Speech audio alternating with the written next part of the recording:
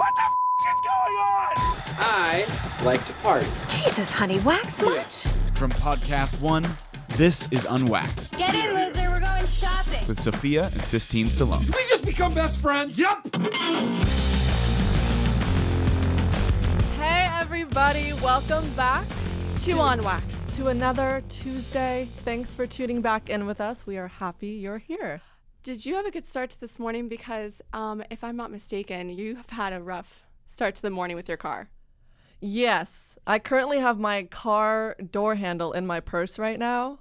I won't get into the logistics of that, but I am covered in tire grease. Yes. She had to, we least. were looking it up online trying to figure out how to get this car to actually lock since her key battery died. But I feel like quarantine is making me a dumber person. Like I just can't figure out. We did figure it out. We did figure it out. We have your door handle and the car is locked, so we did figure it out. But whoa, do you hear that voice crack right now? Are you going through puberty? I know. That's so cute. Well, actually, the thing I did this week kind of was like a teenage boy. We'll do our wax and wane then right now. Okay, let's do it. I'll start it off. So hi, I'm tan. Bronzed. We just came back from Tulum. Oh God, blonde. just rub it in everyone's faces. What do you mean? I'm relaxed. I'm zen. No, and I mean, we can get into that a little bit after, but low. So I don't know if you do Wait, hold this. on. Backtrack. No. Your high is that you're tan and bronzed and blonde? Yes. What about it? I just feel confident. I feel good. Okay. I look, hey, you know what? I'm owning it. My hair is long. I haven't cut in a while, but this is my low. I don't know if you do this, but I shave my face. Do you shave your face? Will's nodding his head. I've heard about this. Okay. Removes like a skin layer I'm or gonna something. own Yes. that I shave my face too, because if I didn't, I'm pretty sure I could grow a handlebar mustache. That's okay. So I just I'm realized pretty also this sure. morning, I'm like, I need to pluck my mustache. But Ooh, hurts. this is bad. So I was starting to use this like little shavers, new. I'm trying to get all the peach fuzz off, trying to get the dead skin off. And then while I'm shaving my neck like a prepubescent boy, I cut myself. Oh, that's down, do you see bad. that? Down the length of my neck, and it wouldn't stop bleeding. And now I just have this scar or scratch. Yeah.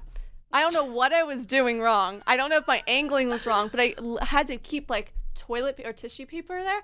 And I looked in the mirror. I'm like, I look like my dad. I don't know why I have this vision in my head right now with you like covered in shaving cream, like you're actually Oh yeah, shaving. the thing is, I was kind of doing that because I'm like, okay, I can't just like do it without anything on. So I was like, maybe I put like lotion. I don't know. Anyone that knows how to actually do it, you're probably freaking out what I did, but yeah. I'm pretty sure my Wayne is worse than your Wayne. So what's your high though? We'll start off on a high point. Are y'all ready for this? Yeah. I have a date. Wow! Sistine has a date. There we Roles go. are reversed, Sophia. You're not the only one out there in the dating world. I have been absolutely single, hardcore single. Sistine has been thriving. Well, let me tell you why. I feel like I've been manifesting a certain type of guy for a very long time. And I say yes to everybody. And every single time I'm with a friend, I'm with my neighbor, with anyone, I'm like, you got any singles? You got any guys? These are what I like. Anyone? And now, all at once, all in 1 week, I'm getting... She blasted her dating resume for months. Yes. And months. And now... I also have to say, my zodiac for this month, don't roll your eyes. It said for the past 6 months, every single day, trouble with sex and love and relationships. For 6 months, Will. 6 months. Mine was every month was great. It said, I'm thriving in those areas. Mine said the opposite. It says I need to go inward and look at myself. That sounds boring. Boring. But what are you guys doing?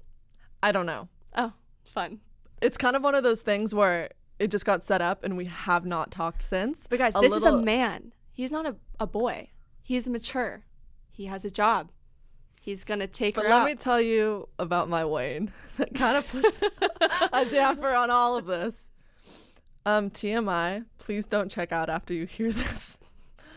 But your girl got a little case of the, not COVID, of the Montezuma's revenge. All right. I got Montezuma's revenge. Have you guys ever seen that? Stop. Have you ever seen, I'd like to think of it as if I'm in Sex and the City. Do you remember in the second movie when they're all in Was it Mexico? Were they in Mexico, the first movie? Or was it Greece? When Big left her Yeah, and they went on her honeymoon. and she opened her mouth, drank the water. Yep, that was you. Yeah, Sistine's stomach has been hurting for the past week. I've been fine. But I feel skinny! You're the worst.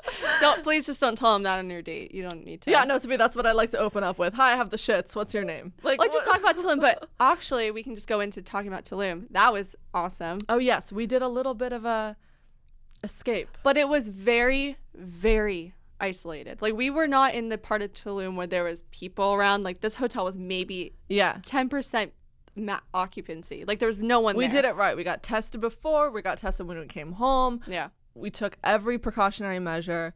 It was really nice. And that's why Sophie was like, I'm blonde, I'm brown. Because we didn't move every single day. We didn't go to a party. We barely went to dinners. It was laying on the beach for 12 hours. And drinking. That was it. It was great. Now we're back here and we're in our house. No, but we are really excited to bring on this guest. Oh. And I know we say that about every week and every guest that we have, but this is one that we've had our eye on. No, but we've been talking about this guest and this topic since the beginning of when Unwaxed was born. Yes, when we were trying to write up a list of people, this person was on our list. This topic, You guys. we're so excited. So we're just going to bring her on because we can't wait another minute. Sex baby. And now we are about to announce the winner of the Saltwater Lux competition. Abby Nizo. Woo! Okay, Congratulations, girl. Abby, your Instagram is ABBEY_NEISEL. Congrats, Abby. Spend your money at Saltwater Lux. I can't wait to see you sporting the clothes. And thank you for supporting our podcast. We love you. Love you. Hey, everyone. We have to talk about something. What? Hangovers. Oh, God. I know. We hate those. You know, being young in your 20s, we love to have fun, right, Sophia? We like Always. the occasional tequila every night, you know? But we hate the consequences that come with drinking alcohol. So we are so happy that we found a product that makes you feel better and stay healthy when you drink. I'm totally serious. This changes your life. You guys, CBD Talks. It is a CBD-based hangover remedy that targets the physical and mental aspects of a hangover. CBD is a natural compound found in hemp, so it makes you feel calmer, alleviate pain, nausea, and gets rid of toxins in your body. Yeah, there's all natural antioxidants like electrolytes, vitamins, detox agents to help you feel better and to help your body recover faster. I just want to make sure you guys know that it has 0% THC, so it won't give you that like high feeling anyways. You guys, they're really cute. They come in this blue and white gel. You take 1 to 2 capsules. It's super easy. So I'm going to tell you guys how you can get in on this amazing offer right now. We have a special 20% off discount for you. Woo. Go to shop.getcbdtalks.com. That's shop.getcbdtalks. That's CBDTOX.com and use code UNWAXED at checkout. They offer a 30-day money-back guarantee, so you have nothing to lose trying it out. Again, go to shop.getcbdtalks.com and use code UNWAXED for 20% off. You can also find them on Instagram at CBD Talks Remedy. Let us know what you think, because it certainly helps Sophia and I, so I definitely want to hear if it helps you guys. Also known as the Dildo Duchess, this lady is the CEO of an online educational sex toy store called Spectrum Boutique, co-host of her own podcast called Hot Brain, love that name, and author of the newly released sex education book called Cardinal Knowledge. Please welcome sex educator Zoe Ligon. Thanks so much for having me. It's a pleasure to meet finally. No, we are so excited you are here. And you're beautiful. I was just like, when you walked into the Same. room, I'm like, you're so pretty. No, I've already like watched all your videos on YouTube, but in person I was like, you know? I actually have a full face of makeup on, which is a rarity in No, this don't tell COVID world. Don't tell It's the no cameras. natural. It's natural. This is the way it always is. look I like- lied. We literally wake woke up in the like morning. This. Yeah, so I want to jump right in and talk about your new book, Cardinal Knowledge. Yes. So tell us, what can we expect from this book? So this is a collaboration with my best friend, Elizabeth Renstrom. I've known her over 10 years now, but she is the photographer, photo editor at The New Yorker right now. Oh, wow. We met working at American Apparel in 2010. By the way, no, American Apparel was so cool. It was hot. It's awesome. I love it. Back in the day, yes. But this is like PSAs or public service announcements that I think everybody should know about sex.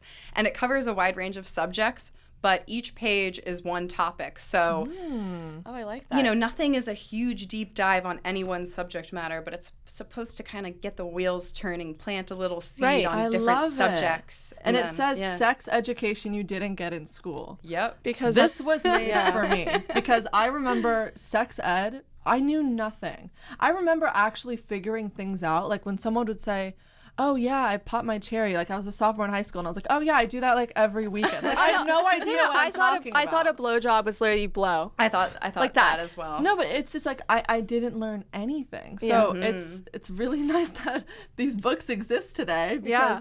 finally we need to educate the youth. Have you been little getting a bit ton of more. responses from that? Yeah, it came out like exactly a week ago. Oh. And it's been really lovely in that it's also kind of a coffee table book. You could just flip through it if beautiful. you want. Right. It's unintimidating, but you could also read it cover to cover if you want. It's super surreal to see my book like I know it's physical form. Yeah. Do you have like a favorite chapter of yours? ooh. That's a hard question. I like a lot of them. One that I think is an odd fave is the foreskin page, which is something that in the United States we are not ever talking about. Yeah. Because like the average person does not have foreskin, but in every other country except Muslim countries, Israel, etc., like everybody else has foreskin. Right. This is only normalized So in the United States. I know when you hear about it here, everyone's like, they have that, or like, what do you do with Yeah. it? Like, how do you mess with it? Like, it's Exactly. it's foreign to everybody, and I think it's so important that we know. I mean, that it's normal and that it's like everyone. No, I some people have love it. that you're normalizing this taboo conversation. So I kind of want to go back and sort of dive into what made you sort of a connoisseur in sex talk, sex toys, and like what made you want to be vocal about it? Definitely. I was making porn art when I was 18, cutting up old magazines and like making collages and stuff. Oh, very Such an artsy. aesthetic vibe. I love that. Around the same time as when I found sex toys, because I'd been having partnered sex starting when I was 14. And then it wasn't until I was 19 I got my hands on a vibrator and I realized, oh, I've never had an orgasm before. You're like a whole new world. Exactly. And like vibrators are just like any other tool in the world. They like, yes, you can use your hands and do this thing, but here's a device that will help you, you know, bridge the gap if there is one, make it certainly a little bit more attainable if orgasms are just out of your reach, and they certainly were for me. So Well, people think, Yeah. I feel like people assume that with that, you're just supposed to know that you will like instantly put your hand on there and it's like, everything's gonna be figured out. I'll have an orgasm and I'll figure it out. But these toys help people get to that point and know, okay, I actually can climax. I can do it and I don't need someone to do it for me. definitely. I mean, I was having sex that was only informed from like porn and non-pornographic movies. Right. I think that something I've been aware of so much more is how the movies I saw growing up really brainwashed me to see love and romance a certain way that's actually pretty toxic. Like, Right. Even going back to Cinderella. I mean, Yeah, if Disney you is really huge with break that. it down 100%. So I think that is a perfect segue into like talking about masturbation. definitely. Yeah. Because a lot of my girlfriends and even some guys, they're like, oh, and they're pretty open about it. They go, I just have never done it. And they're in their early 20s or mid 20s and they say they feel uncomfortable. It's weird for them. So if you could Yeah. give those people some advice to maybe how to Like how to start. start. Definitely. I mean, that is not unusual at all. Doesn't matter what age you are. There's people who are middle-aged and beyond who have never had an orgasm or touched themselves or even had partnered sex. Right. And for me, it was like I didn't enjoy the sensation of my own hand on my body. That's not true for everybody, but I was like, that. And sometimes it's a trauma root. Sometimes it's just like the way Right. your body works. But for me, a vibrator was literally like, okay, I can directly interact with this thing that Yeah. directly interacts with me. And even since then, I've changed the way I masturbate so much that our sex lives are always going to be changing. Totally. And it does take a lot of patience for all of us, and trial and error, and even finding the things you don't like will help you find the things you do. I totally agree. So what would you recommend would be a good starter vibrator? Aha, that's a great question, and also a trick question because it really just depends on the person. Right. Of course. I think a good rule of thumb is pick something versatile because Okay. For instance, if it's a vibrator, you could use it externally or internally, not just something that's only for external, for instance. You're just going to have more options. So if you don't like using it one way, there's another way.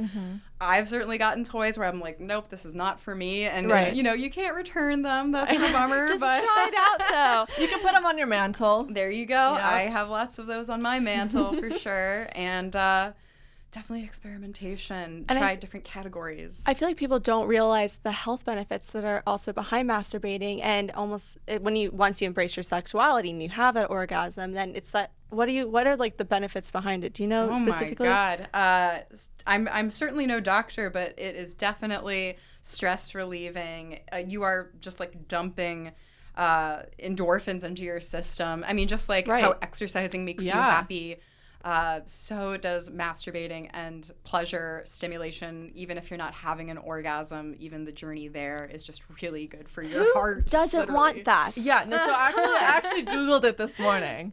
And so studies have shown that it reduces stress, increases relaxation, increases focus and concentration, aka post-nut clarity. Yeah. Helps alleviate anxiety. With that being said, why do you think the act of doing it is so intimidating? Because I feel like, oh my God, this sounds great. It's free. You can do it any time of the day. You could do it multiple times of the day. And it's like, you don't need to like smoke to get this effect. You can just get it on your own. But why do you think it's a little bit like, I don't know, it's very just a sensitive topic. Why is it not spoken about enough? I think on one hand you have people who are like, oh, if you're fucking enough, then I don't know you if I don't can need swear, it. But No, you're like, but I agree with that. You're like, oh my, I've heard men say, oh, I don't need to do that because I get it in other ways. Yeah, and it's like you could be having all the sex you want, and masturbation is just a beautiful thing to complement it.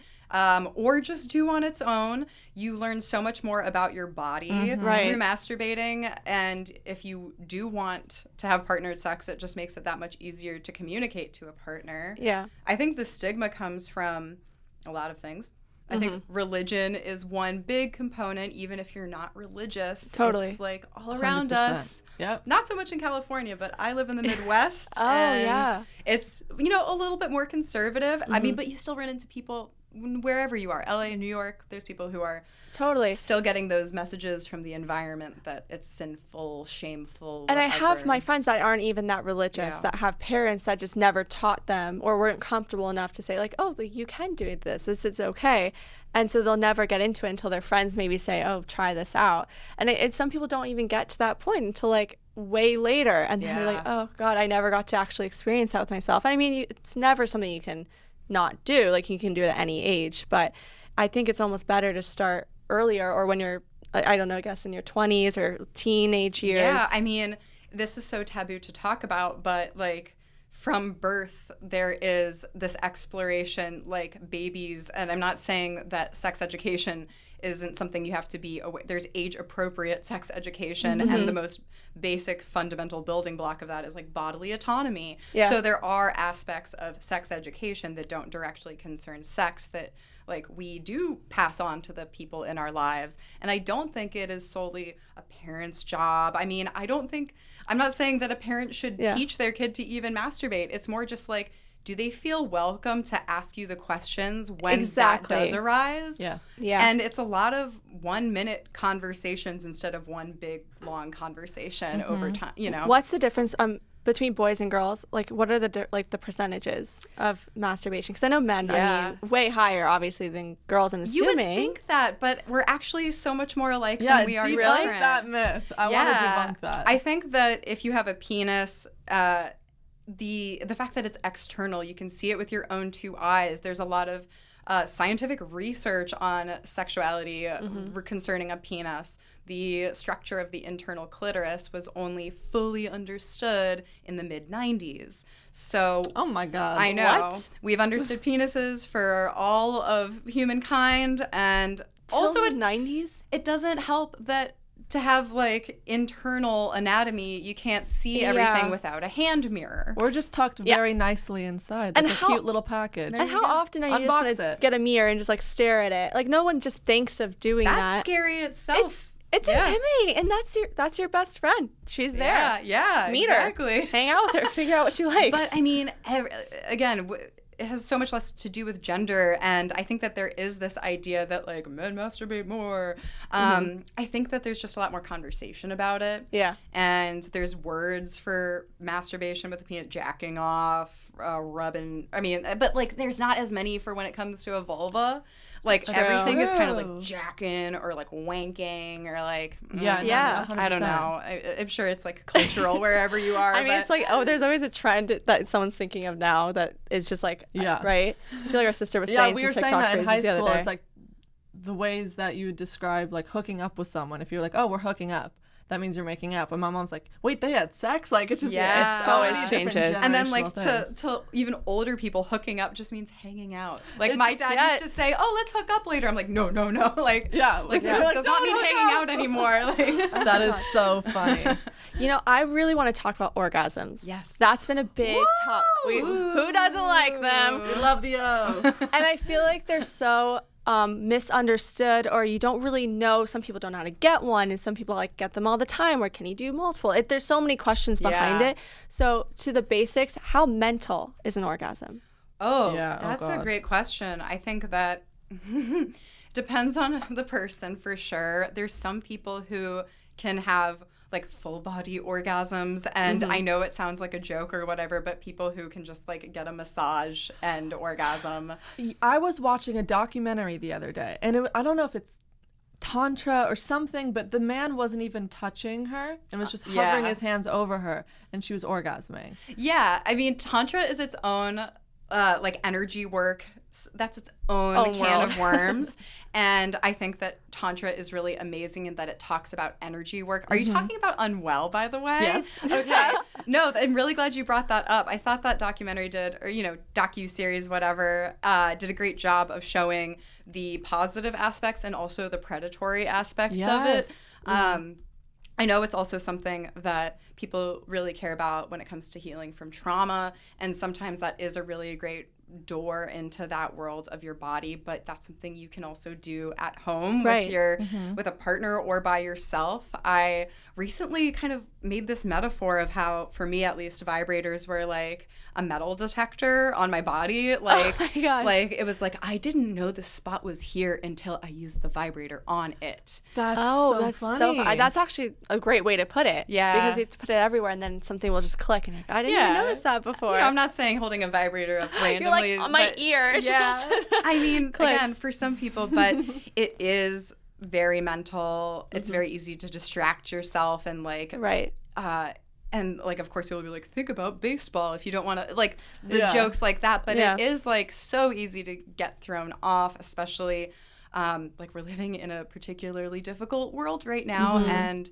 nobody has the sex drive that they did before. They don't. I agree with that. And that's why I'm thinking, because some women say they never had an orgasm or they just can't orgasm. That's why I'm assuming maybe it is mental, because they can't focus and they can't just be in the moment and feel the things they want to feel. And it is hard when maybe like you've had a preconceived notion of it, or maybe it's religion or your previous circumstances with past relationships. Like there's a lot that can go into it. But I want to talk about faking an orgasm. Oh, yeah. Because I feel like we've all done it, and we need to stop it. Mm-hmm. But my question is it your partner's responsibility to give you an orgasm, or is it your responsibility? I don't think it's anybody's responsibility. That's a good answer. Yeah. And if it happens, it happens. And this is also, a good segue from the last question into this, is that I think because we define sex typically, and we're starting to change this, but it's typically penis in vagina intercourse. Yeah. This is what we see in film and porn. That type of sex works really well for a penis, not so great for a vulva. The vast majority of people need external paired with internal to orgasm. So for me, at least, it was like I was just having penetrative sex. No clit action was going on. It wasn't until exactly. And some people don't like penetration, and some people hate external stimulation. Right. But even when you are having like intercourse or whatever, the clit can still be stimulated by your partner's like pubic bones, stomach, whatever. So even the internal parts of the vagina are still connected to the clit. Yeah. And I think a lot of the time the emphasis is not being put enough on clitoral stimulation, but also including the internal parts of the clit. Do you suggest that for people that have a hard time getting off, that they should just start there maybe if it's hard for them to climax with their partner? Or Yeah, I mean, whatever you feel comfortable doing, I think statistically focus externally, because that's where most people are achieving orgasm from stimulation. And some people want to categorize orgasms like this is a uterine orgasm. Yeah. I think they're all the same, and you can certainly get there different ways. Yeah. But there isn't one that's like better or whatever from the Right. other. They're all the same. Yeah, and like you can, like someone can use a vibrator on you. That's really hot, but people aren't used to seeing that. I feel like guys get kind of insecure Intimidated about it. No, I because think they get intimidated. Emasculated. Yeah, When and they they're like, see that, they're like, I well, can't do it. wait, I can do that same job. But what do you suggest for someone, like, if you want to go twice in one round, for example, is that possible for every woman? girls? Is it sort of like your body is different from someone else's body and they can't do the same thing, or is everyone capable of doing it? That's a great question. I keep saying that, but no, you're really asking great thank you. questions. We all have, like, not to use clinical terms, but it's like an orgasm builds in desire, like intensity. There's like the plateau phase where you're like, I feel like I'm on the precipice of an orgasm. The roller coaster. Yes. Then you have the orgasm and the refractory period. But basically, the concept of multiple orgasms is you're just kind of like, it's like a skipping stone. Like sometimes you skip a stone and it just goes plop one time. Right. That is But sometimes you can just like perfect. ride this roller coaster wave. I think that a lot of factors depend on how you get there. For me, I find it's easier with partnered sex because then I have somebody else encouraging me to continue going. Yeah. But it's certainly possible alone. It's also quite meditative. Like a book I'd recommend is called The Multi-Orgasmic Couple. It's like a bit of an older book, but there's some really good stuff in there. Check that out. It has a lot to do with things that you probably saw in the Tantra episode of that show. Yeah. It's like circulating energy in your body and stuff that's like a little bit more woo-woo than scientific, but that is how people describe that. And it's easier if you have a vulva, but that doesn't mean it's not possible for everybody. This is like, especially this question, because when the way you explain like the skipping the rock, I feel like I've seen so many shows where they go, I just had the most mind-blowing orgasm. And some people are like, oh, it's like orgasm. Is there like a difference? Or do people just have like more of a, like people are like, I saw color and rainbows and waterfalls while I was like coming. And then I was like, I don't even know. Like, I just saw my bedroom wall. I That's was all like, I saw. my eyes are closed. I open my, is that possible? I mean, do people have like, is there a difference between like an amazing orgasm versus like a good one? You're making me think about how... We're asking the hard-hitting questions. you really are. Educate us. I think that there's this certain storytelling aspect when it comes to our orgasms. Like, I know that I felt so pressured to have an orgasm that I was lying about having orgasms even to myself. Like, I was like, I'm pretty sure that was one. Yeah, right. Because I didn't really want to think about, okay, but what if I'm not? What does that mean about me? What's wrong with me if I'm not having orgasms? But that is like the exact opposite mindset you want to have if you want to have an orgasm. Right. I think I've definitely had... There's an entire category of porn called like ruined orgasm, where it's like someone like destroying like an orgasm. edging. Yeah, but it's like, haha, now I'm removing this too quickly or something. God, yeah. But I think that there can definitely be different intensities to orgasm. I think a certain aspect of it too is just like how you are engaging with the sex. Like I think there's like in BDSM and kink, there's like subspace where you're kind of like going into this like literal like different state of different brain waves, and you're just like in the zone. And then there's some times where you're just like in yourself by yourself busting out an orgasm real quick with a vibrator. I think that sometimes building up over time and edging can definitely help your orgasm feel more deep and intense. But I don't know, it's just kind of like how eating the same meal on a different day is going to hit different, or like the ingredients are going to be a little 100%. different. 100%. Oh, yeah. My girlfriend actually really wanted me to ask this question to you. Yeah. what about nipple orgasms? Are those real? Oh, definitely. Like, does it vary with each person? Like, I don't. You know, I've never had an orgasm through my nipples. That doesn't mean it's not possible. I thought I'd never say nipple orgasm. Nipple orgasm. Yeah. Here we are. Some people have really sensitive nipples. Some people are like, do not fucking touch my nipples. It's too sensitive or not sensitive at all. I've had friends who've gotten nipple piercings to make them more sensitive, and it has worked. And I've had people where it completely killed the sensation in their nipples. I didn't even know that could enhance it. I've heard that. Oh. I mean, that's why people get genital piercings too, because it's like adding weight and adding an added sensation, the texture of the metal. I feel like that would hurt really bad. I mean, Sophia's definitely not one to.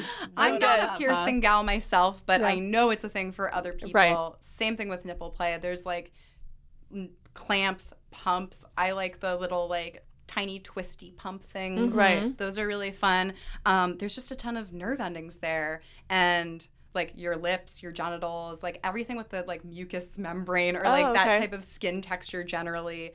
Even like our fingertips are really sensitive, but you know, it's far less sensitive than your elbow or the side of your arm. It's just Are ears then? Is that another thing that why people get so like turned on by ears? Ears for sure. Yeah. At this point, I would say like I feel like the guys whole love face, it. really. A lot of nerve that's endings true. there, more than your back, which probably has the, you know, Nothing. or I mean, Well, there there are, are but you know what I mean, less than the face. Here's the thing, guys.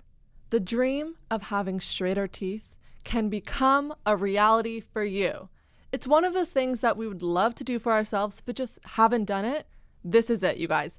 Thanks to Candid, straightening your teeth is simpler and easier and more comfortable than ever. Candid clear aligners are comfortable, they're removable, they're practically invisible, like underwire braces, so you can transform your smile without anyone noticing. Candid only works with orthodontists, never general dentists like other companies. Plus, your supervising orthodontist will be there with you every step of the way. The average Candid treatment is about 6 months. What? You can start seeing results way before then, and the costs are thousands less than braces. What? You guys?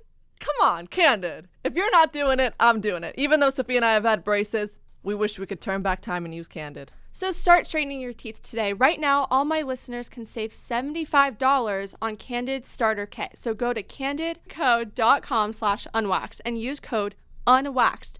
That's candidco.com/unwaxed, code UNWAXED. Take advantage of this limited time offer to save $75 on your starter kit. candidco.com/unwaxed, code UNWAXED. So I want to sort of pick up on what you had said earlier that people, especially during this time, especially during quarantine, have been like very not sexually driven whatsoever. Yeah. So how do you keep it interesting in quarantine? Age-old question. And then part 2, how do you keep it interesting in a long-term relationship? Yeah.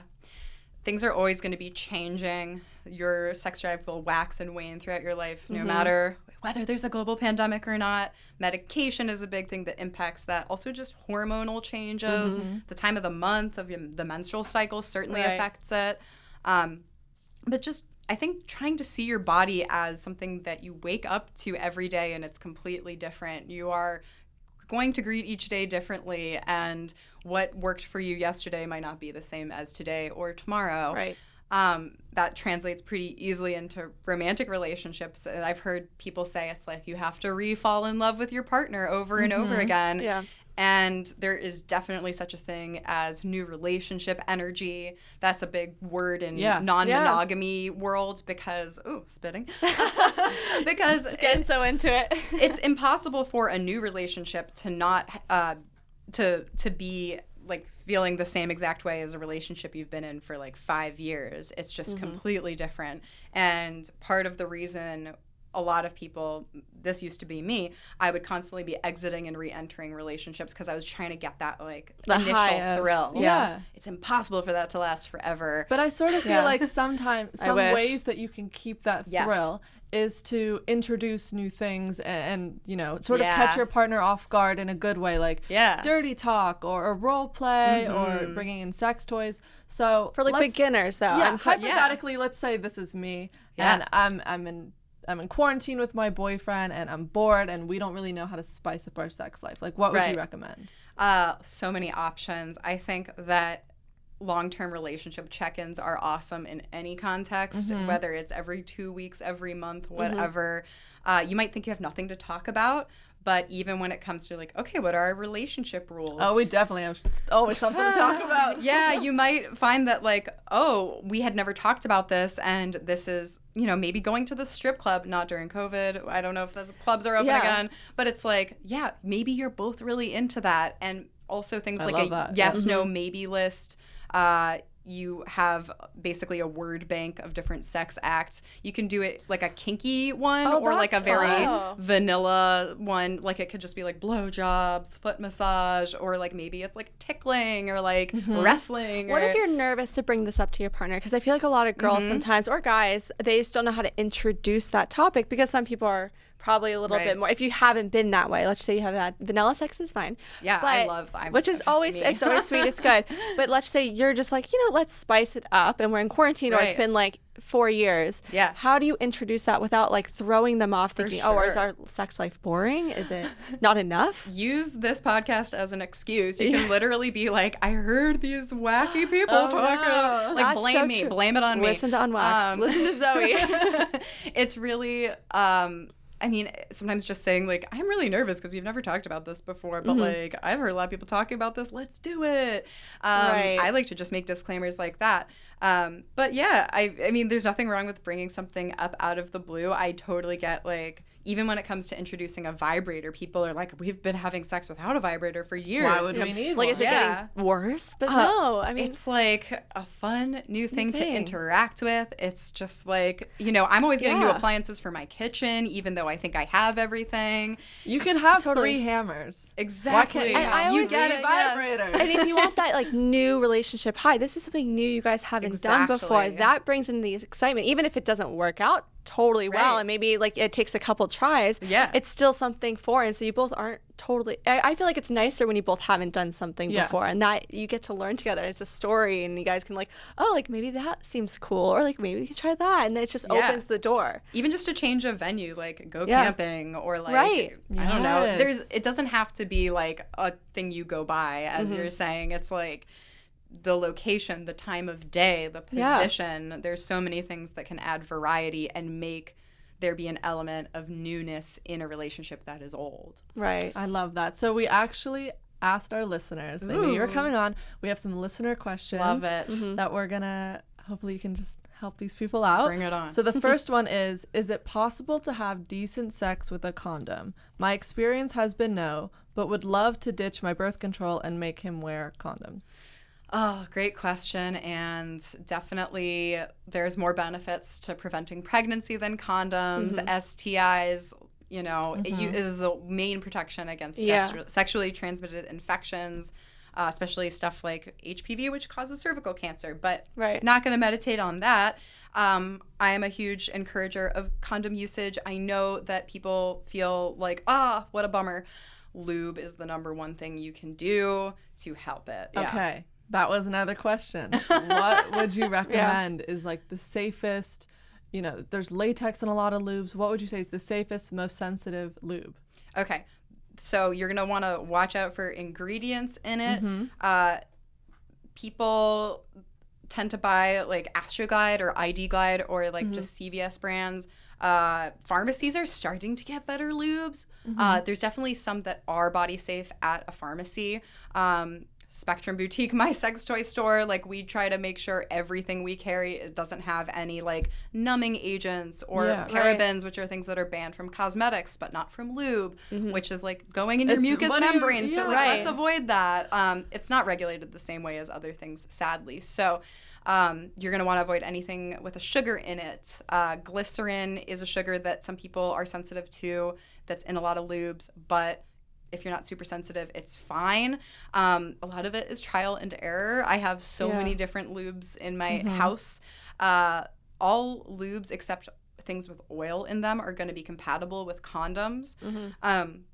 So when it comes to putting lube on a condom, a lot of people are like, well, there's lube on the condom already, or like, I don't need lube. There's nothing quote unquote wrong with me. Trust me, like it is for everybody. How do you introduce lube though? I'm like trying to change up this question to someone that you don't really know. It's like, let's say it's a one night stand or someone that you've been seeing and you maybe have a problem getting wet or whatever. So how would you say, oh, like, can we do this? Like, without feeling uncomfortable, without them feeling uncomfortable? For me, it was like I was having painful sex and not speaking up about it. It felt like a rug burn in my vagina. Yeah. And with condoms, sex toys, all of that, it's just going to help reduce the friction. Spit is not lubricant. It is spit. It's going to work a little bit. For like 2 seconds. And then it's gone. It goes away. Lube is like, there's so many ways you could pitch it to a partner. One really fun way is like, we have such awesome long sessions and like nobody can have long sex without eventually needing the assistance of lubricant. I don't care who you are. If you lubricate in mass quantities, it says nothing about your body. That's so true, because that was one of the questions, and the girls was asking, like, I have a problem getting wet. Yeah. And she doesn't know if it's her fault or if she's like, there's something wrong with her. But isn't it just some people are like that, some people aren't, like maybe during your period. Time of the month. Like, exactly. Medication, stress, hydration. There's so many factors also, in it. Are you having external stimulation? Like if you have a cold, if you're like doing no warm up and you're just going for penetration, like that makes my body tense up. Like that's exactly foreplay 2020. Come on. I mean, that's how it is shown in the movies. It's just like passion. Like I'm inside you now. Like, she orgasms like 2 seconds. But like put the lube a tiny drop at the end of the condom, not just on the outside. The very tip. It'll make it feel better on a penis as well. So it's also going to reduce the chances that a condom breaks. Now, you don't want to drench it in lube because then the condom will come off. Right. If you put a little bit of the reservoir tip, that is like, in my opinion, the benefit of having that tip, besides, catching cum or whatever. But it helps that's smart. The head not get so frictiony either. So it's really for everybody's benefit, especially with condoms. My last condom tip, because like condoms are so important, latex-free condoms transmit body heat better. Latex-free. Latex-free. I like the Trojan skin ones. There's also ones called Unique condoms, and I think Supra is another brand. Perfect. Yeah. Those are good tips. So go for those even if you don't have a latex allergy. No pun intended. Yeah. I like it. So another question is, what is an underrated sex position? Oh. Underrated. Something that people just don't talk about enough. Oh my God. That always gets the job done. I'm joking, but I'm not like missionary. No, I'm just kidding. No, but I think there's some people who are like, this is so boring. And I'm just like, I fucking love missionary sex or like legs back. Like you don't have to be, honestly, it's like so uncomfortable for like everyone's bodies fit together differently. Totally. It's not going to work the way you see it in the little like position guide necessarily. It's totally fun to try out different stuff. I'm not saying don't do that, but don't feel like you're like not adventurous if you just like are going for the gold standard or like that classic 101 sex position. I mean, I think doggy style is probably overrepresented because of just like the angling is not great for the G-spot. Yeah, that's what I was going to say, because one of the girls wrote to us that I remember she was saying about doggy that she never gets off on it. And is there a way to make that better? Is it just like external stimulation again? This is my opinion, but I think that it's all about the view for the penetrator more than the way it's going to feel for the receiver. Totally. That's not true for everybody. Some people's dicks curve down or sideways. Right. Some people don't have a curve.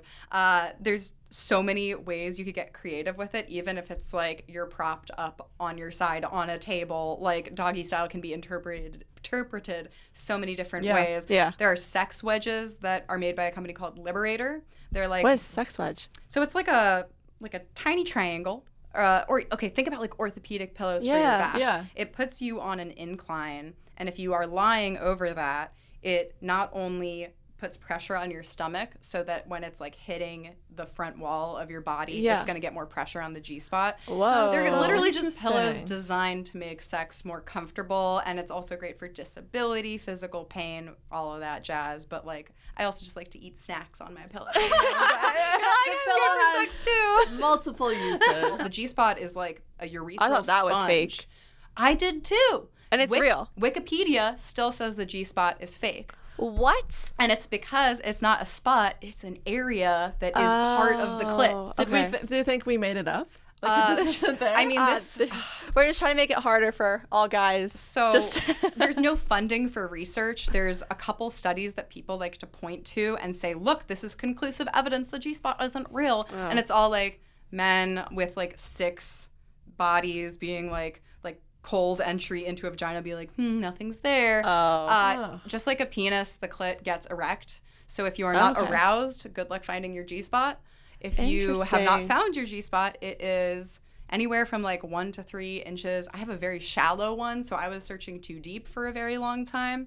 But there's like it's like, oh, okay, I didn't even know that was a thing either. There's like a depth. Well, how to do you it. know if you found it? Or Yeah, feel okay, it? yeah. So it's on the belly side, not my tailbone side. So if I'm stimulating myself, I'm going to be pushing my fingers like towards my belly, right? You can also feel like gutters on either side of it. If your fingers are in your vagina and you go all the way to the right or all the way to the left, there's like these crevices. Okay. So you can treat that like the boundaries of what you're searching within. Oh, interesting. So then as far as depth goes, the texture of it feels like the skin behind your front teeth back here versus the skin in your cheek. So it feels kind of ridgy and firm, like little ripples versus just like smooth tissue.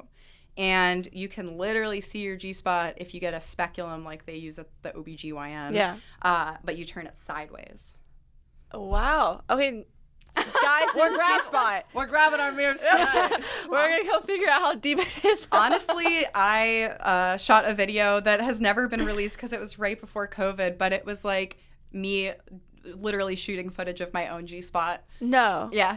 And I was like, it was still even weird to me. Are you gonna post it? One day, OnlyFans maybe. Why not? At this point. I mean, I already have one. I'm just like, Do you really? Yeah. I just was like, I don't know if I want to. I was like trying to do a series of videos, and then COVID messed up my whole plan to do that. Totally. Yeah. That were like, You can do like a quarantine G-spot discovery type series on OnlyFans. I mean, you can get a speculum really inexpensively, and then all it takes is a hand mirror and lube and, you know, be gentle on your body. It's not comfortable to put a speculum in ever, but it takes a speculum and encouragement and enthusiasm to find the G-spot. Maybe a glass of wine. Exactly. Even my good friends who know me super well are still like, they're like, I want to do this one day, but I'm not ready yet. Yeah. And like, that's totally cool. Like, I didn't want to look for a really long time either. Yeah. I think when it's sometimes like you tell yourself the longer you've waited, it's like, I'll have to confront how long I've been not thinking about this. Right. And